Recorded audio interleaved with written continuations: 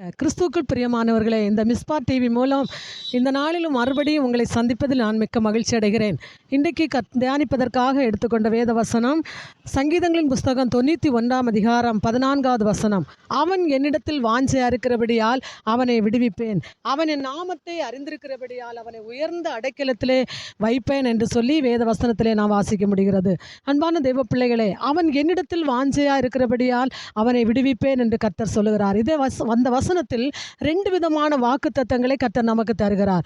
ஒன்று விடுவிப்பேன் என்றும், 2வது உயர்ந்த அடைக்கலத்திலே வைப்பேன் என்றும். இன்றைக்கு மனித வாழ்க்கையை பார்க்கும்போது விடுதலை என்பது எல்லா மனிதருக்கும் தேவையான ஒன்று. ஏதோ ஒரு நிலைமையிலே மக்களுக்கு விடுதலை அவசியமாயிருக்கிறது.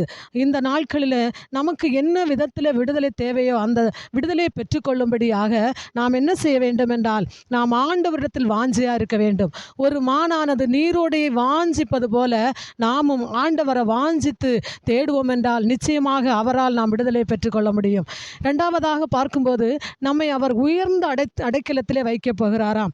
உயர்ந்த அடைக்கலத்தில் வைக்க வேண்டும் என்றால் நமக்கு அது ஒரு நிபந்தனையும் தந்திருக்கிறார். இவ்வளோ பெரிய ஆசீர்வாதத்தை நாம் பெற்றுக்கொள்ள வேண்டும் என்றால் சில நிபந்தனைகளை கூட கர்த்தர் நமக்கு தந்திருக்கிறார். அதை நாம் செய்வோம் என்றால் நிச்சயமாகவே ஆண்டவருடைய ஆசீர்வாதத்தை நம்முடைய வாழ்க்கையில் பெற்றுக்கொள்ள முடியும்.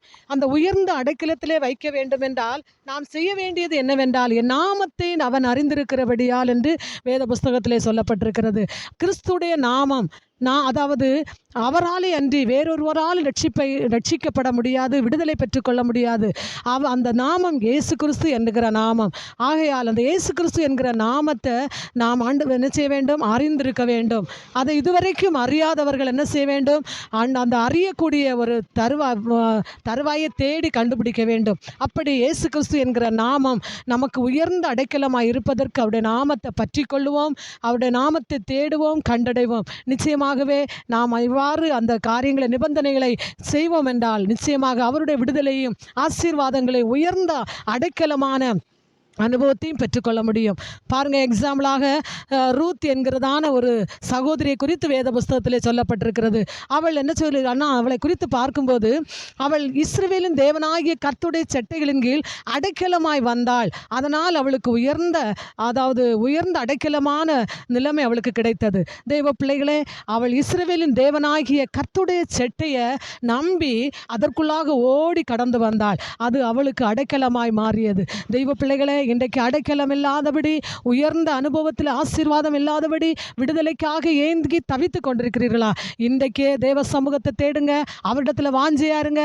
ஆண்டவராய் இயேசு கிறிஸ்து தான் நமக்கு தஞ்சம், அடைக்கலம், கோட்டை, அரணாய் இருக்கிறார். அதை நாடுவோம். நாம் நிச்சயமாகவே நமக்கு பெரிதான ஆசீர்வாதம் உண்டு.